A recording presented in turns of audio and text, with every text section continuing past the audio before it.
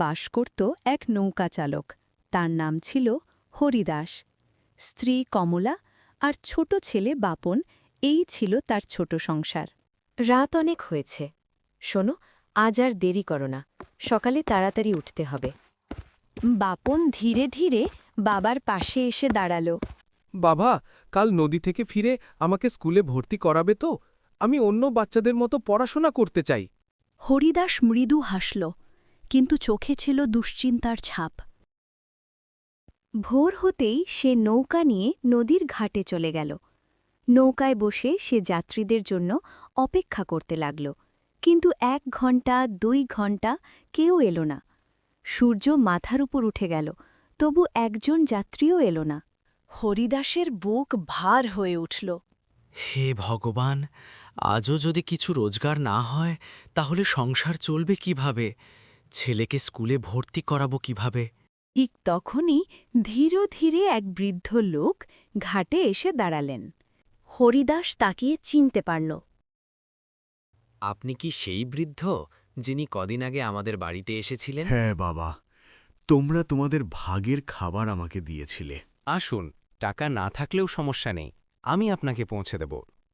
নৌকা ধীরে ধীরে নদীর বুকে ভেসে চলল। ওপারে পৌঁছে বৃদ্ধ নেমে দাঁড়ালেন। বাবা, তোমার মুখে এত চিন্তার ছাপ কেন? হরিদাস সব খুলে বলল, তার অভাব, ছেলের পড়াশোনার স্বপ্ন, স্ত্রীর কষ্ট। বৃদ্ধ কিছুক্ষণ চুপ করে থেকে তার ঝোলা থেকে একটি ছোট কলস বের করলেন। এটা নাও, এটা সাধারণ কলস নয়, এটা মানুষকে তার কর্ম অনুযায়ী ফল দেয়। হরিদাস অবাক হয়ে বলল, এতে কি আছে? সময় হলে নিজেই জানতে পারবে। কথা বলে বৃদ্ধ অদৃশ্য হয়ে গেলেন। হরিদাস অবাক হলেও কলসটি নিয়ে বাড়ি ফিরল। কমলা উৎকণ্ঠায় জিজ্ঞেস করল, আজ কিছু রোজগার হল? না, কিন্তু একজন বৃদ্ধকে পার করলাম, উনি এই কলসি দিয়েছেন। এতে কি আছে? কমলা কলসির ঢাকনা খুলতেই চমকে উঠল।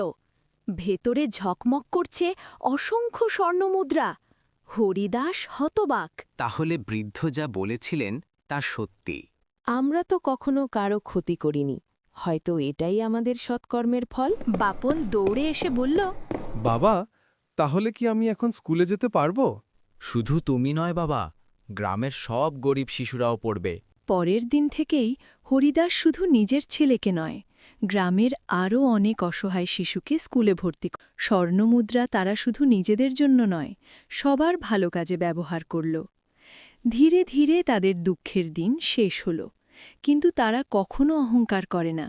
তারা জানত, সত্যিকারের সম্পদ সোনা নয়, সৎ মন।